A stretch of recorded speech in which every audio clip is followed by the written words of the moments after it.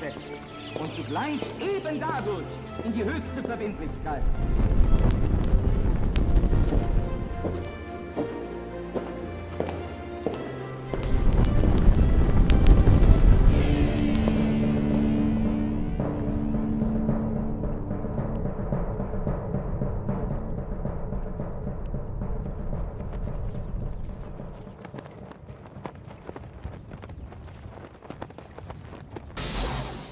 Tengan ustedes buenas tardes, bienvenidos a una nueva emisión de este programa titulado La Brújula, programa que hago con un gran amigo. Lucas Carena es quien les está hablando, Pablo Davoli es el gran amigo Lucas, con quien hago buenas esta tardes tertulia. para vos y buenas tardes para todos. ¿Qué tal? Muy buenas, sí. Bien. Muy buenas para mí, recuperándome de una lesión. Tuviste un accidente, traspiezo, ¿no? tropezón, pero bueno, gracias a Dios es todo reparable y recuperable, así que bueno. Sin mayores consecuencias. Sin mayores consecuencias. Ya de nuevo al ruedo, de a poco, pero de nuevo al ruedo. Me alegro, Por lo menos este tipo de actividades que tienen que ver más que nada con hablar y demás, las puedo hacer. Por ahí actividades físicas todavía tengo que tener tenés que esperar todavía un poco. ciertos cuidados, sí, ¿Sí? efectivamente. Así que bueno, estamos siempre prontos ya que hablamos de cuidado, se trata de encomendarnos a la Madre siempre Virgen de Schoenstatt, ¿no? Que es madre, que es reina, que es educadora, que siempre nos ponemos bajo su manto de protección y amparo para hacer este programa que con tanto gusto hacemos y hay que decirlo siempre, esta cálida casa que se ha convertido para nosotros en nuestra casa, que es Conclusión TV. Sí, siempre agradecidos con toda la gente de Conclusión TV, ¿no?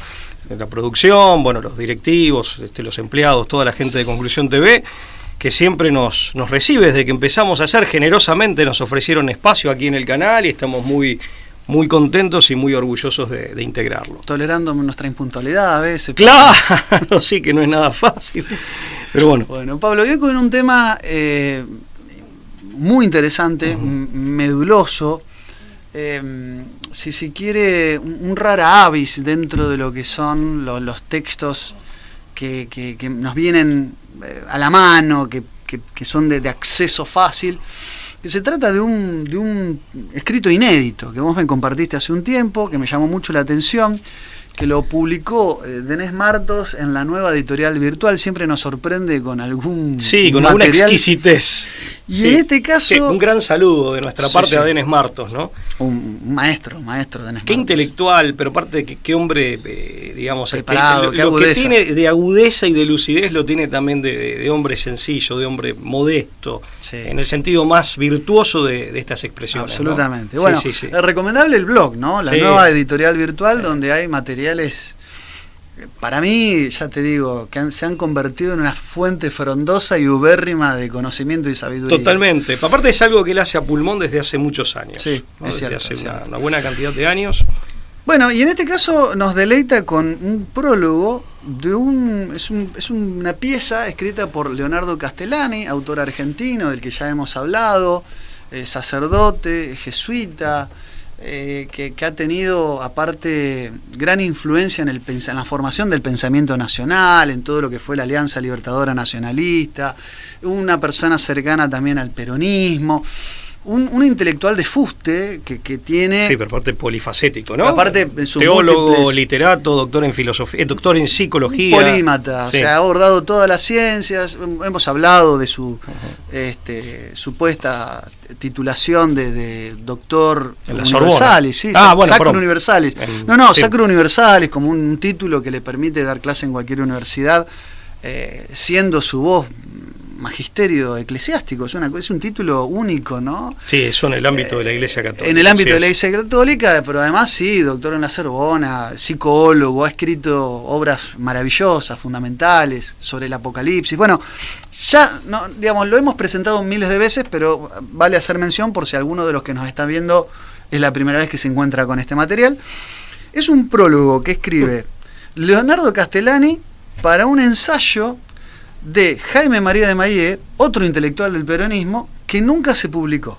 ¿Es así esto, sí, no? Aparte autores que uno por lo general no vincula, ¿no? O sea, también dos grandes intelectuales, dos grandes cabezas. Son las cosas que puede el peronismo juntar. Claro, que en principio han ido por caminos, digamos, que uno pensaba que en ningún momento se habían cruzado, que podían tener alguna concomitancia, y sin embargo le prologó este libro, que es un libro inédito, y Denis Martos lo que rescata de este libro inédito es un capítulo en particular más el prólogo. Claro. Solo eso es de una injundia, estábamos hablando antes de empezar a grabar, es de una injundia y de una profundidad increíble, pero bueno. Sí, como no podría ser de otra manera, el prólogo de Castellani es un estudio preliminar, donde arroja cualquier cantidad de ejemplos históricos. Bueno, sin lugar a dudas, una playa infinita de fuentes, de autores. Y además hace esa escalada con esa exquisitez. A ver, se une el gaucho de las pampas argentinas, esa sencillez con pero de una mente ilustradísima, una erudición increíble, pero además con una, digamos, como un personaje como Jacques-Marie de Maillet, que tiene todo ese acervo intelectual europeo, claro, nacido en franco-argentino. París, un hombre nacido en París a principios del siglo XX. Un antropólogo. 1915, si no me recuerdo. También educado en la Sorbona, donde Castellani, el hijo de esta tierra, va a terminar haciendo su doctorado en psicología. En psicología. Entonces, aunque la filosofía desde ya no le era ajena a Castellani, ¿no? Pero el doctorado es en psicología. Entonces sí, es cierto, está bueno, son hombres de dos argentinos de diversa procedencia, ¿no? Claro. Castellani, hijo de inmigrantes italianos de aquí del norte de la provincia de Santa Fe. Claro, pero aparte uno representa el pensamiento católico y claro. Jaime de Maillet representa también toda esa tradición casi neopagana, ¿no? De una Europa, es decir, sus escritos, ¿viste? Tienen los temas más diversos, pero que atraviesan indagan las raíces autóctonas de los pueblos europeos. Por eso hace remisiones al antiguo paganismo. Y toda esa cuestión, viste, de la antropología etnológica y demás, ¿no? También un gran estudioso de las poblaciones de los pueblos indígenas. Bueno, En América ha viajado al Paraguay, aquí en la Argentina. Es Jaime de María de Maillet, que en definitiva el que promueve a la teoría de los vikingos en América, entre otras cosas, y los troyanos, teorías aparte, y además un seguidor de la cuestión de los templarios en nuestros lares. El promotor del Museo Etnológico y Etnográfico de Santiago del Estero, ¿no? Claro. Un gran investigador de los comechingones, de este pueblo autóctono, de este pueblo indígena de la región, de la zona de Santiago del Estero, aquí en el centro de la Argentina continental. Así que sí, también un hombre de unas luces y también de una vastedad de conocimientos enormes. Y fue titular de la Escuela de Formación Política Peronista. Del peronismo, ¿no? Sí, del peronismo histórico.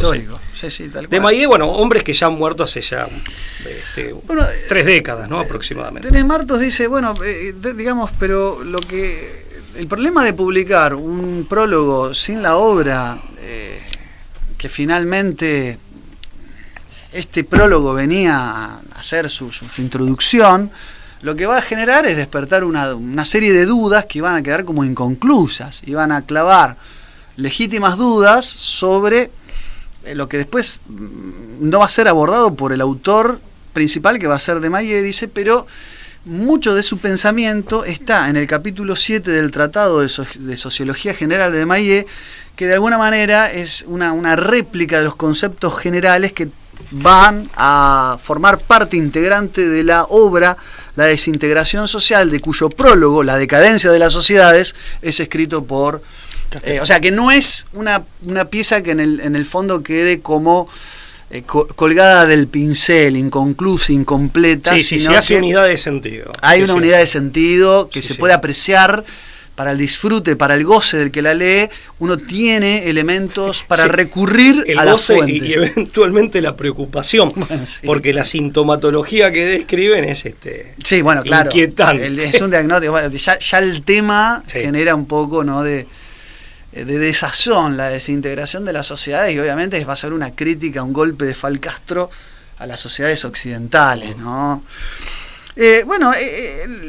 Acá lo que dice Castellani, como para entrar ya y abrir las páginas de esta introducción, de este estudio preliminar, él humildemente habla de prólogo, es la idea de Maillet, que suscribe a lo que ya hace mucho, Juan Bautista Vico, este autor napolitano, Jean-Baptiste Vico, exactamente, Juan Bautista Vico, tuvo como intuición que a contramarcha, a contracorriente de lo que era la idea del progreso indefinido, que vino también, digamos, de Europa de la mano del cientificismo decimonónico, del positivismo, esto de que las sociedades tienden a la perfección, y también de cierto darwinismo social, el impulso vital a la perfección de la biología. Sí. Unidireccionalmente, ¿no? Unidireccionalmente, o sea, con una mirada muy ideológica. Bueno, sí. Contra esta mirada ideologizada, por claro. supuesto, del progreso indefinido, el primero en enarbolar algo a contramarcha, contrasentido de sacar esto, los pies del plato, sí, fue Vico. patear todos los tableros. O sea, fue Jean-Baptiste Vico, que habla de que las naciones decaen, de que en su decaer se cumplen incluso ciertas etapas, es decir, hay elementos cíclicos y ciertas leyes que son siempre las mismas, y que la idea de que lo religioso, ya está en Vico, es el lazo que une, el elemento unificante de los regímenes estables, de aquellos que se mantienen y perduran en el tiempo. La idea de la religación, de la religión, como elemento más allá, ¿no? Incluso entendiendo la religión en su quehacer práctico, en la praxis social la religión tenía elementos unitivos, unificadores y estabilizadores de las sociedades. Estas ideas ya están presentes en Vico, y dice, y esta intuición es exacta y general, con errores y matices, pero que está corroborada por toda una línea tradicionalista que viene con de Maistre, con Heidegger, con Spengler, sin lugar a dudas, con Toynbee, con Piper, con Descartes. Sí, que son autores muy con matices, diferentes entre exactamente, sí, de pero manera que en esto coinciden, ¿no? Diversificada. Bueno, podríamos mencionar acá desde la perspectiva politológica y en la contemporaneidad americana, hispanoamericana, a nuestro compatriota Marcelo Bulo, cuando habla de la fe fundante, claro, y justamente del imperialismo como una de sus tácticas, o mejor dicho, de sus estrategias, es un ataque a la fe fundante que siempre conlleva, es una expresión del sentido de trascendencia y al mismo tiempo el alimento y la respuesta a ese sentido de trascendencia. Claro. Pero eso por un lado. Y si te vas más atrás, ahí uno puede abrevar en autores también argentinos como Sampay, o españoles como en el siglo XIX, como Donoso Cortés.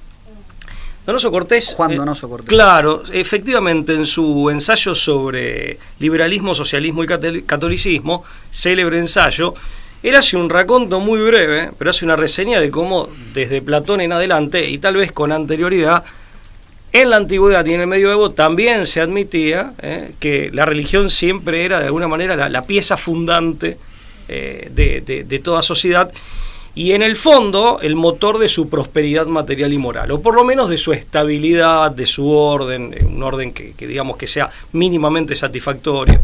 Claro, Castellani lo toma como una intuición acertada, ambas cosas, claro. la religión como motor, como fe fundante en términos de Bulo, o como elemento que genera lazos de estabilidad, que genera una cohesión. Sí, y un movimiento social ascendente. Exactamente. Y la otra intuición de Vico es esto de que las sociedades cumplen un ciclo y que tienden a la decadencia, ¿no? Que normalmente es cuando esa religión se afloja y esa religiosidad se extravía, claro, y se atrofia. Se fractura, se ablanda, se corrompe. Se corrompe. ¿No? La idea la idea de decadencia como corrupción de las sociedades, ¿no? Es un autor de tu preferencia, Vico, vos lo has mencionado varias veces, ¿no? Con el Corsi, Recorsi. Claro, sí, es un autor que lamentablemente, en realidad es un autor lamentablemente silenciado también, ¿no? Y como todos los silenciados y como toda la línea Jean-Baptiste Vico y qué sé yo, Malebranche, Rosmini, todos autores de los que hemos hablado en otras, hay que recuperar y ver por lo menos que mínimamente sí, qué nos traen, ¿no? Sí. Por algo han sido tan olvidados. Esta decadencia de las naciones para Vico, citando a Castellani en este artículo tan enjundioso, se produce de acuerdo a leyes fijas que vendrían a ser como una suerte de estados casi comparables a las edades hesiódicas, ¿no? Así como si fueran la edad de oro o la edad de hierro. Habla de un tiempo de los dioses o estado teocrático, un tiempo de los héroes o estado feudal, y el tiempo de los hombres su estado republicano, poniendo a la religión como condición necesaria del mantenimiento o estabilidad de cada uno de estos en los tres estados. Sí. Por supuesto que acá, en esto de los estados, cuando él, cuando tomamos, ¿no?, el esquema de Vico, que es exacto en lo esencial. Sí, eso Castellani aclara, ¿no? De que tiene algunas imprecisiones, claro, pero que achacarle, pero lo esencial dice que es exacto. Claro, es porque acertado. dice que la historia vendría a desmentir un poco a Vico, ya que existen lo que se llama la resurrección de las naciones. Es decir, la resurrección de las naciones no encajaría con este esquema de Vico, y pone ejemplos como la Francia, que ha tenido periodos de plenitud cortados por decadencias transitorias. El siglo de Carlomagno, el siglo de Luis IX, de Luis XIV, dice a los que se les puede añadir la aventura napoleónica, la cabalgata de Juana de Arco, la gesta de Godofredo de Bouillon, ¿no? Y dice, para el napolitano, hablando refiriéndose así, viste, bien a lo gaucho, como lo hace Castellani, a Vico, dice, el tiempo de los dioses sería el periodo de la evangelización de Europa. Ese periodo donde San Remigio, San Patricio, San Bonifacio expandieron la catolicidad, la cristiandad a lo largo, y a lo ancho las bases de la cristiandad. Claro. Es decir, se refiere a un periodo histórico concreto, no es como en el mito de las edades donde ya nos vamos a una instancia casi metafísica, mitológico-metafísica de la cosa, sino que él se refiere de imposible corroboración, ¿no? Claro, si hay elementos dentro de la historia concreta son más arquetípicos que fácticos reales. Por momentos uno no sabe si es más bien simbolismo. Claro. Que no por eso es menos importante, ¿no? El mito de las edades. Y dice después, el tiempo feudal sería la conjunción del tronco de las costumbres caballerescas de los germanos, que asumen como propias las costumbres guerreras convertidas en las órdenes de caballería. El talante fáustico, diría D'Angelo Rodríguez. Claro, el talante fáustico. Bueno, de los hombres, donde se gestaba, ¿no?, en su entorno, y por último, lo que era el momento republicano, que Vico no llegó a ver de lleno. Claro, pero él lo avisora en el horizonte, logra, claro. Se anticipa a ese momento. Tal cual. Pero él no llega a verlo con claridad. Era hacia donde todo. En concreto. Era hacia donde todo iba encaminado de alguna manera. Bueno, en realidad Vico, que una aclaración que se torna necesaria, es un poco anterior, digamos, es un pensador un poco anterior de la modernidad, pero un poco anterior. Nosotros antes hacíamos el parangón con pensadores, o con fenómenos, mejor dicho, más bien del siglo XIX, que tienen su raíz ideológica en pensadores anteriores. Vico es de estos pensadores anteriores, aunque representa una línea contraria o crítica, ¿no? Diferente, sí. En el Estado republicano es importante que él destaca que tiene un momento, una versión virtuosa, en donde la religión... La versión demagógica, las dos, digamos. Claro, y la otra, ¿no?, que vendría a ser la versión corrompida, o la versión decaída de la primera. Claro, exacto, sí. En este sentido, hay en Desmayés, según el propio Castellani, siempre como una impronta aristotélica. Después, no me quiero adelantar, vamos a hablar de las cuatro... de las cuatro causas, en términos aristotélicos, de la decadencia de las naciones o de las sociedades. Pero claro, esto de que a todo modelo virtuoso le secunda su forma o su correspondiente corrompido, ya está en Aristóteles, ¿no? Es decir, Aristóteles... Con las formas puras e impuras. Las puras e impuras, ¿no? Es decir, un poco esa matriz se sigue y se ve reflejada en la obra de Desmayés. Eso es fundamental, para todo, no solo para el análisis político, filosófico, político, porque en definitiva, y lo hemos dicho varias veces en este programa, el mal carece de sustancia propia. Claro, con lo cual el mal siempre es el producto de un deterioro, de una corrupción de algo que en sí, al menos en principio, es bueno, pero corrompido, ahí aparece el mal. Claro, el tema es que dice, a partir de Vico, lo importante, dice Castellani, es que a partir de Vico, pensadores también muy importantes en la línea de la tradición, como Hilaire Belloc, y tantos otros, que no lo son tanto, como Toynbee, recogen esta idea de la religión como vinculum substantiale, o sea, la idea de la sustancia vinculante de las sociedades. Acá se retira la cuestión de la religión solamente de la unión del mundo profano con, Claro. sino que además tiene la religión un factor unificador, ya lo dijimos, y además identitario, que es muy importante y que se ve justamente en la decadencia de las sociedades que prescinden de la religión como tal, digamos, que la consideran mera superstición de la que hay que prescindir, una sociedad basada en leyes, basada en códigos que tienden al progreso justamente constante, toman a la religión como mero atraso, ¿no? A la religión como mero estancamiento, bueno, a la religión como... Bueno, también, por eso lo mencionábamos, claro, la teoría de los tres estados, primero y ¿no? después el positivismo, tal cual. Por eso yo hablé del positivismo, me refería indirectamente a Augusto Comte cuando habla de la teoría de los tres estados, donde el estado científico positivo deja como atrás...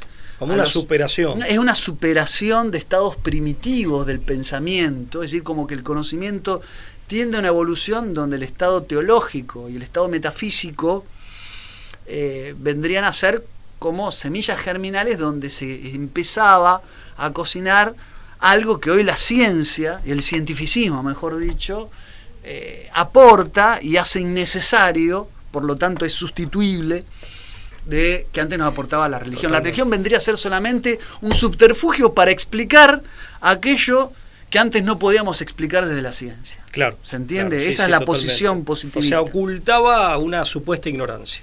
Claro. Supuestamente era eso. Un hombre desprovisto empezaba a explicarle, Ujú. a darle explicación a los fenómenos que no entendía a partir de la religión como un estado... un estado más avanzado de mero animismo, de mero totemismo, Sí, de magia, de supuesta magia. En sí, el sí. fondo es mágico, es un periodo mágico. Sí, más sofisticado, eso según. Pero esa diferencia entre religión con mayúsculas y magia... Sí, no sería sustancial, vos decís en Comte, no es sustancial, claro. No, hay una diferencia Es una de grado, pero no sustancial, exactamente. tal cual, sí, tal cual. Es decir, a ver, entre la choza y el Burj Khalifa, el edificio de Dubái, hay una diferencia de tecnología, pero ambos son construcciones edilicias. Para el positivismo habría entre la mera magia primitiva de los chamanes Sí. y la religión con mayúscula como una diferencia de grado, pero no cualitativa. Es lo mismo, es la explicación no científica de las cosas. Claro. En Vico, según Comte, claro, según el Vico positivismo. lo que venía a advertir y lo que dice Castellani, ojo, que la decadencia de las sociedades, la historia demuestra que cuando pierden ese lazo funcional que permite la religión, tienden a la disolución.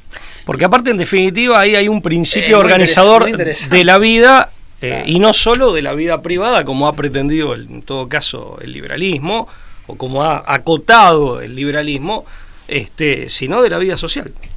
Es un principio organizador y que carga de sentido, y por eso puede organizar la vida en comunidad. Claro, tal cual. Pero obviamente está una mirada sociológica. De Maillet, que también están haciendo sociología. Claro. De Maillet, que hace, que brinda también su análisis en ese orden, en ese plano, como se suele decir, digamos, deja abierto a un elemento que escapa a las herramientas epistemológicas del sociólogo. O sea, hay un elemento de misterio en el fenómeno, por ejemplo, de la decadencia de las sociedades y de la desintegración social, que lógicamente es un elemento ya teológico, ¿no? Claro, metafísico sí, y teológico. Pero bueno, eso, estos mismos autores, por lo menos no todos, pero algunos, como el propio de Maillet, dice, bueno, hay un elemento que va más allá, que uno puede advertir las secuelas que tiene en el plano sociológico. Uh-huh. Bueno, por eso, desde una perspectiva sociológica, de hecho, a ver, esto para aclararle a la gente, el mismo Emilio Durkheim, discípulo de Comte, le critica a su maestro que tiene una visión ideológica sesgada y una animadversión contra la religión que lo hace poco científica. ya Durkheim admite a la religión en el mundo primitivo como un factor sociológico necesario, fundamental, susceptible de ser estudiado en todo caso como un hecho social. Pero, o sea, desprovisto. Sí, pero no un elemento a descartar. Pero no claro, no como un enemigo del conocimiento y del saber. Cosa que, de alguna manera, en su predecesor, en su maestro, que en última instancia no se sabe hasta qué punto Comte fue realmente el autor de sus ideas o plagió al conde de Saint-Simon, pero más allá de esa... tuvieron una disputa legal. Sí. Por eso. Charles de Rouvroy le hizo un juicio a Comte por ideas que consideraba que eran propias, ¿no? Pero claro, fue un debate dentro de los sectores positivistas acerca de la religión en tanto función sociológica, si era materia de descarte o si cumplía una función fundamental.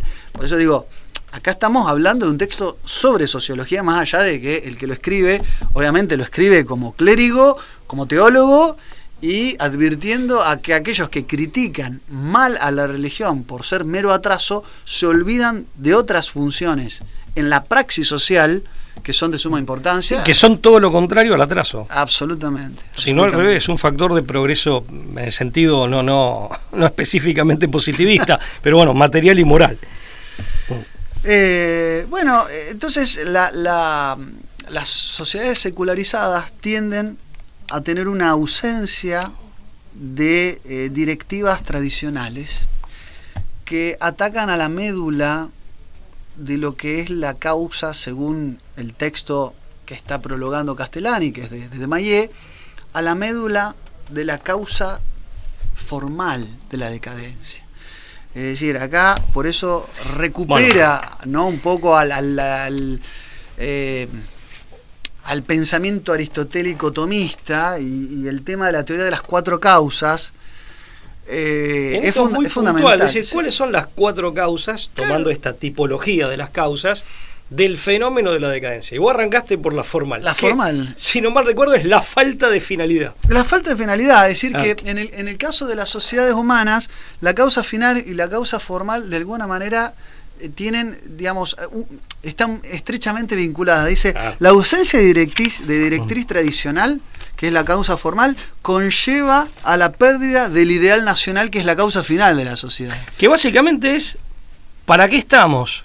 En este caso, por ejemplo, nosotros los argentinos.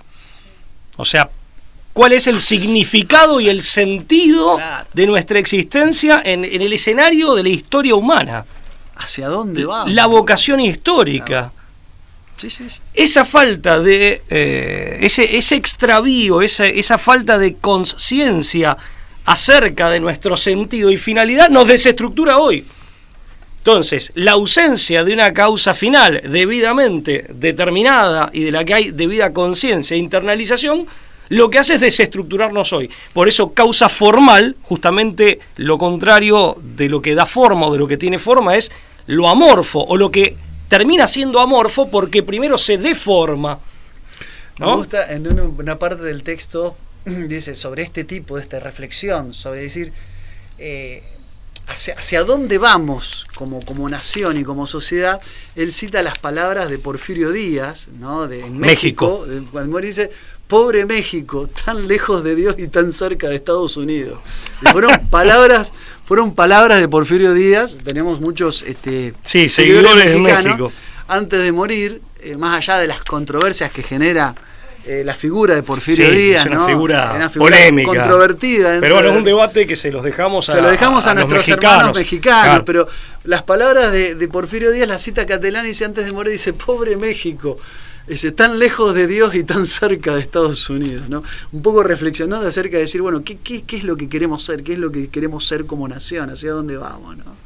Claro, ¿cuál es el sentido por el cual existimos como comunidad nacional? Y es un sentido que nos da dirección, establece una meta, por eso nos da dirección, pero a la vez es sentido como significado.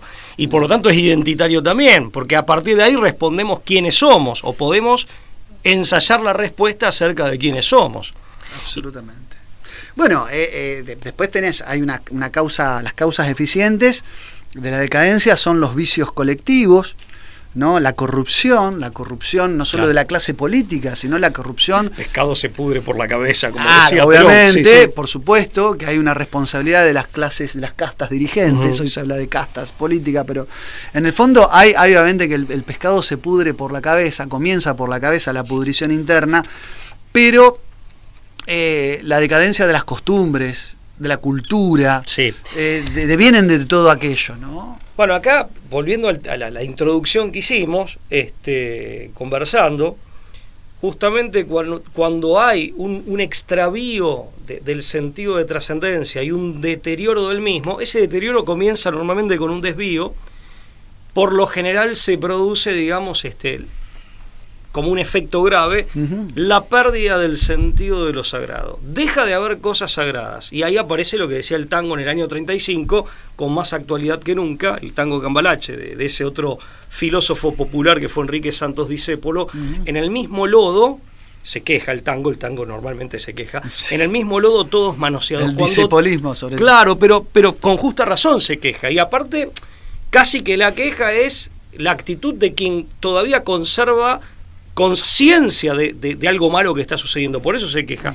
En el mismo lodo todos manoseados, en una sociedad en donde se pierde el sentido de lo sacral, el sentido de lo sagrado, todo vale lo mismo y todo con el tiempo al menos pasa a valer nada, por eso en el mismo lodo todo manoseado, ¿no? O sea, claro. Todo termina siendo bastardeado. Claro, porque el siguiente paso, claro, es el relativismo, ¿no? El siguiente es la falta de sustancia. Algún día tendríamos que dedicarle, Pablo, un programa a la poesía de Homero Mansi, de Enrique Santos Discépolo, ¿no? Ese tango profundo, ¿no? Esa poesía profunda es un tema, hay mucho para porque cortar. Aparte tiene mucho de diagnóstico, y me atrevería a decir, bueno, Castellani habla del tema del profetismo natural, predictivo natural, y el de revelación, que tiene una fuente, digamos, ya sobrehumana, pero en definitiva tiene mucho de pronóstico. Claro, todas esas letras. Bueno, ahí nos queda solamente para mencionarlo la causa material, dice que es la potencia, la causa material de la decadencia de las sociedades, estaría representada por las posibilidades de pudrición, dice que encierra toda comunidad nacional, por ejemplo, su nacimiento deficiente, o por ejemplo dice cuando es arrancada verde, haciendo referencia también a los países iberoamericanos, ¿no? Al Nuevo Mundo, que se ha forjado con, las naciones modernas. Las naciones modernas, claro. Exactamente, pero claro... el caso de la atrofia... Iberoamérica ha importado instituciones... Claro. Que nacieron en Europa, sobre que todo... han sofocado muchas veces la expresión política de nuestro pueblo. Exactamente, y nuestra cultura. Bueno, por eso Alberto Huela, a quien también saludamos, él siempre cita, yo creo que era Carlos Montenegro, pensador boliviano. En la época virreinal hubiéramos dicho alto peruano, tiene que ver con esto que estamos hablando, esta aclaración. Bueno, un gran pensador boliviano. Y decía, ¿cuál es la expresión, ya en el siglo XX, ¿no? ¿Cuál es la expresión típica de los pueblos iberoamericanos? El motín. Y en definitiva el motín porque la institucionalidad político-jurídica es como un saco que por alguna razón no te termina de quedar bien, no te expresa ni genuina ni espontáneamente, ni satisface tus legítimos intereses. Aristóteles ya planteaba, tiene el tema de las polis que nacían, digamos, muy pequeñas, y era un caso de atrofia, o demasiado grandes, o los estados hipertróficos. Y en el caso hispanoamericano, la balcanización, que fue obra de élites miopes o traidoras, y de la diplomacia británica, tan maligna, tan maléfica como astuta en esto, pero en definitiva generó países que han quedado extrañados de sí mismos, porque son desgajamientos de comunidades políticas más amplias, ¿no? Y estos países, aparte, con una cierta inviabilidad para un destino que se pretende soberano, que asegure la grandeza de la propia nación y la felicidad del propio pueblo. Es un caso de atrofia, en el sentido de nacer, digamos, como desgajado de la propia matriz y más pequeño de lo que tendrías, ¿no? De lo que somos débiles como... Esto por ahí no es el caso de los países más grandes, pero sí claro. En el caso de otros países más pequeños. Sí, esa balcanización que destinada a debilitar, ya no a independizar. ¿No? Vos sabés que, bueno, lo traemos a colación a Gulo otra vez, a quien le mandamos un saludo, que no solo es compatriota, sino coterráneo, también es rosarino. Sí. Gulo plantea, lo ha contado en varias de sus conferencias, es un dato poco conocido, pero muy elocuente, como Simón Bolívar, otra figura, ya sabemos, digamos que ha meritado cierta controversia, pero una figura importante, sin dudas. Simón Bolívar, cuando advierte que el costo de la independencia era la división y la balcanización, incluso inicia negociaciones finalmente fracasadas con el rey de España, solicitándole, mire, como que estaba dispuesto a renunciar a la independencia con tal de que, con la condición o bajo la condición de que el rey de España, para evitar ese centralismo que habían instaurado los Borbones en el 18, que se instalaran en América, en Lima, en Caracas, en Santa Fe de Bogotá, pero en definitiva, o México tal vez, pero estuvo dispuesto a eso, Bolívar. Claro. Tardíamente, ¿no? Y finalmente, pero bueno, tiene que ver con esto que decíamos de la balcanización. Bueno, y un punto como para el remate de todo esto, dice, ese relativismo de los valores, consecuencia de las 4 causas en clave aristotélica, por las cuales una sociedad entra en decadencia, formal, eficiente, final y material, tenemos a 2 grandes enemigos que se instalan producto de este relativismo, que son el individualismo y el igualitarismo.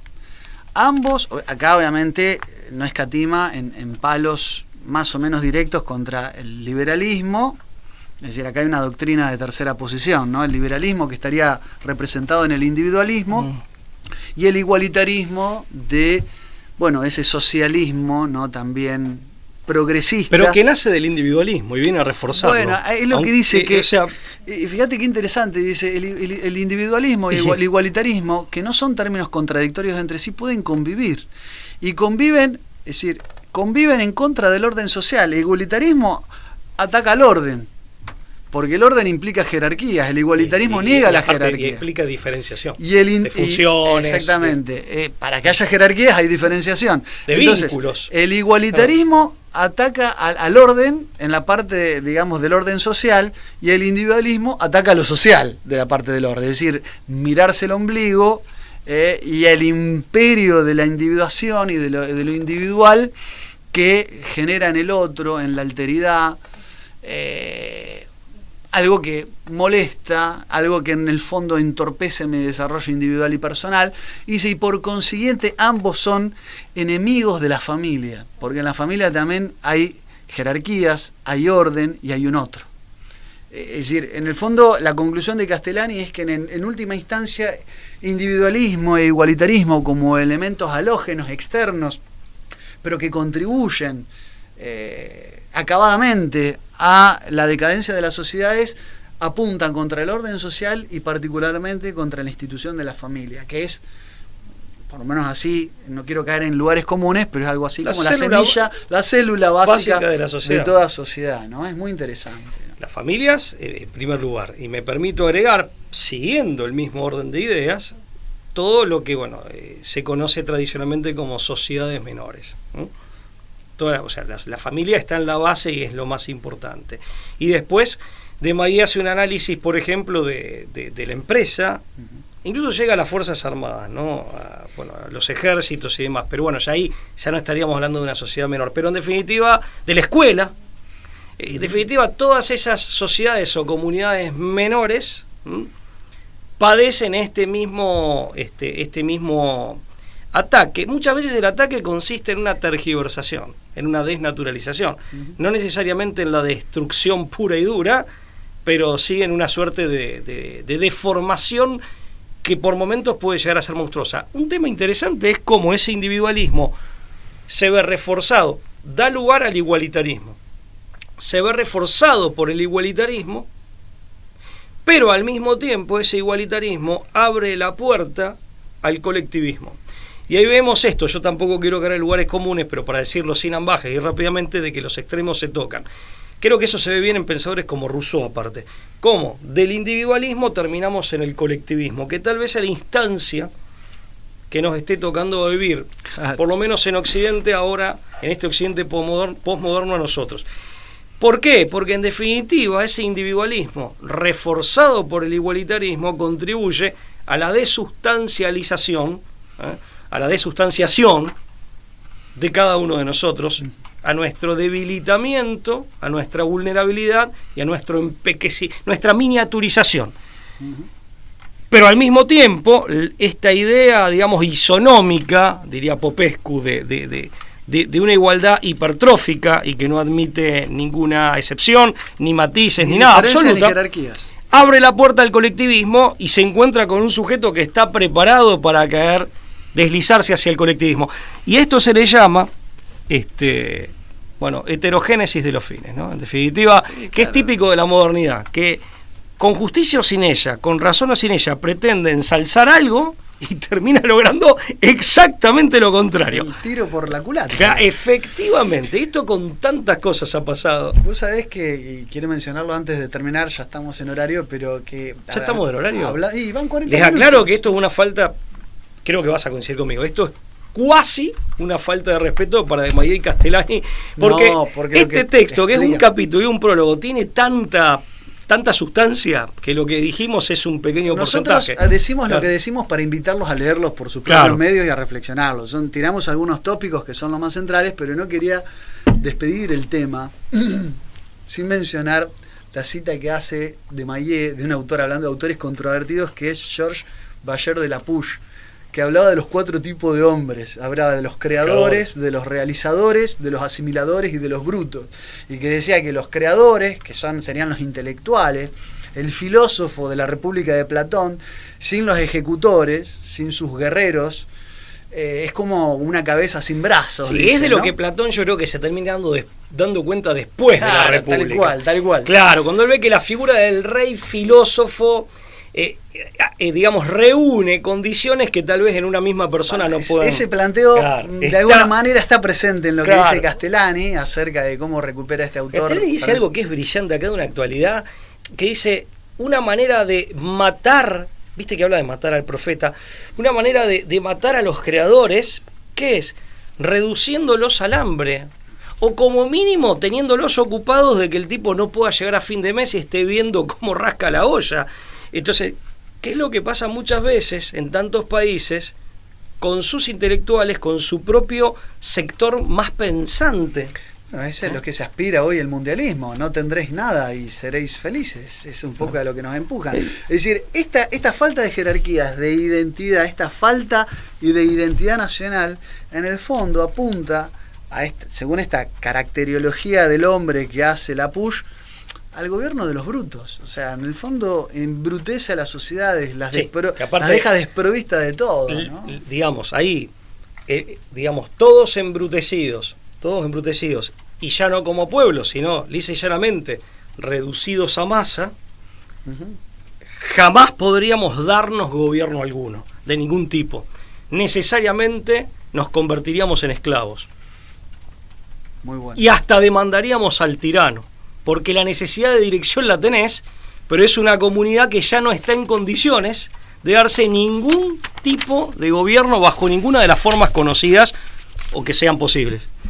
Entonces, el mismo conjunto embrutecido y masificado, consciente o inconscientemente, que reclama al tirano que lo venga a sojuzgar, generando una suerte de síndrome de Estocolmo terrible. Y es trágico, tan trágico y doloroso como patético, ¿no? Y triste. Te leo un pequeño ejemplo, ¿puede ser? Sí, Castellani, antes de cerrar. Acá la producción nos deja señor director nos deja un ratito 43. Más. Gracias. Dice, el ejemplo clásico de decadencia nacional, con sus naturales consecuencias, es el Imperio Romano en tiempos de San Agustín. No es necesario repasar los monumentales estudios de Mommsen, dice, o de Guglielmo Ferro. Bastan las obras del obispo de Hipona en África para corroborarlas. Las continuas sublevaciones de generales que ponían y deponían emperadores habían concluido por avesar a la usurpación del poder y convertir, por ende, en título de legitimidad gubernativa el mero hecho de tener armas. Ese es el ambiente, porque sabemos que su obra magna, La Ciudad de Dios, venía también a justificar la defensa del cristianismo frente a la acusación de los paganos del debilitamiento de Europa por la moral cristiana, el de Roma por la moral cristiana. Es decir, él es sabido que antes incluso de la conversión de Constantino había un proceso de decadencia en Roma que ya estaba presente, que era paulatino pero ininterrumpido. Y de alguna manera acá está también reflejado. Dice, de donde siguió una cadena de periodos de anarquía cortada por periodos de las dos cosas juntas, tiranos y anarquías. En el tiempo de la vida del santo, desde mediados del siglo IV a comienzos del V, 354, 430 de nuestra era, de la era cristiana, hubo en Roma nada menos que 3 generales usurpadores, a saber, Máximo III, que duró 3 años, Juan I, 2 años, y después, asesinado por supuesto, y el peor de todos, Attalus I, que duró 10 años.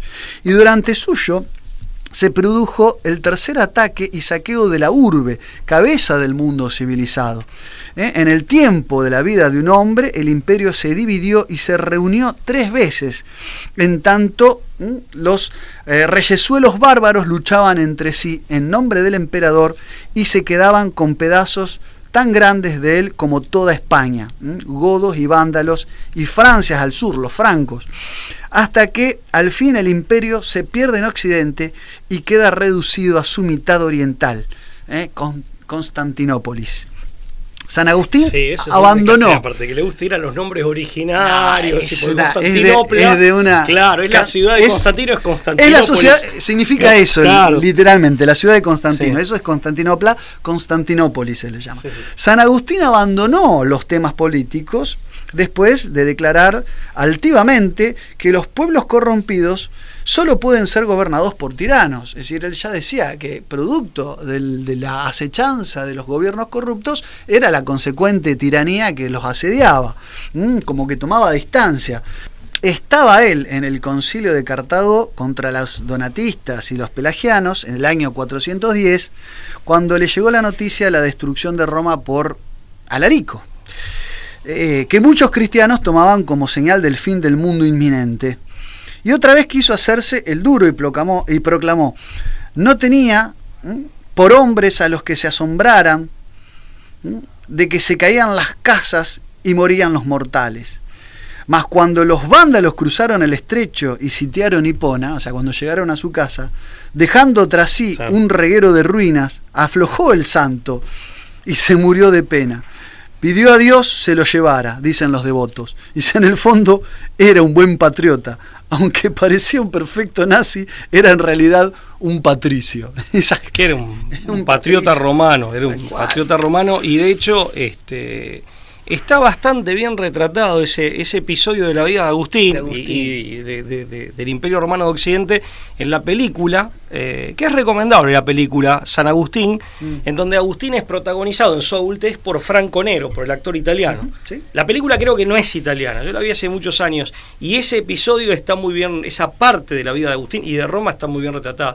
Cuando él incluso se va al campamento de los vándalos y se mete como obispo de Hipona a buscar prisioneros de guerra, ¿no? Arriesgando su propia vida, muy interesante. Pero acá 2 cositas, yo sé que hay mucho para comentar. Me quedó el rol del filósofo, que eso yo siempre lo vi en Platón, ¿no? Bueno, esto también lo pude ver con claridad gracias a algunos párrafos en el libro de Martos sobre los espartanos y otro que tiene sobre los atenienses, que están en este blog que vos decías, página web que vos decías. Sí, es un blog que te llama La Nueva Editorial Virtual, sí, ¿no? Sí. La Nueva Editorial Virtual. Igual si googleás Denis Martos está.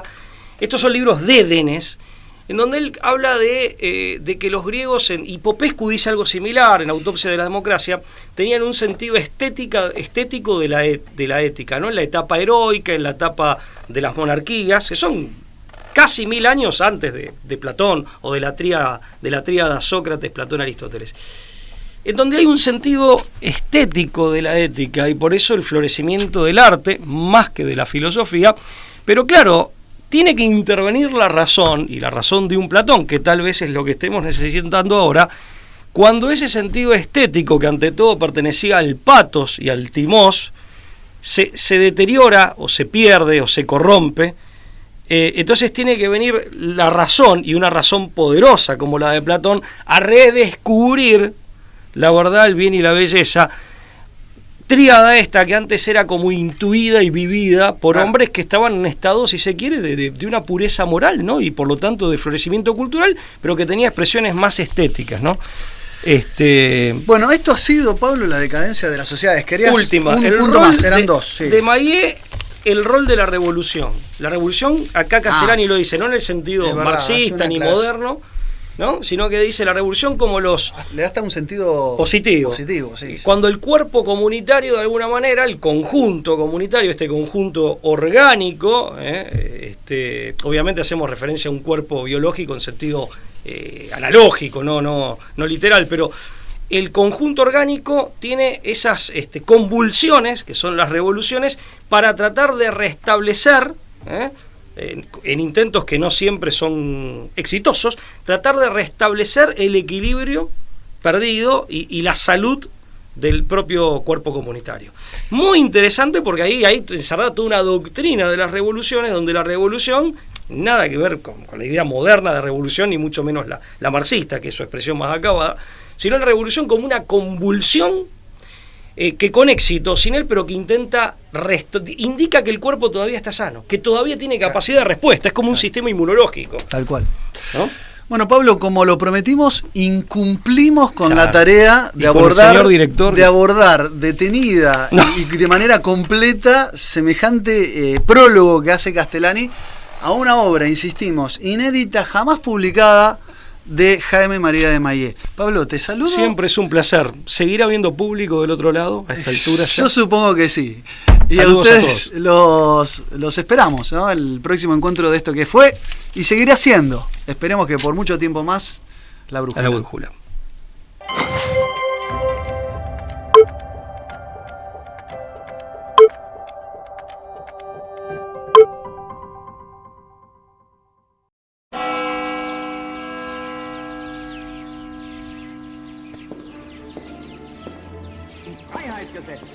Und zugleich eben dadurch in die höchste Verbindlichkeit.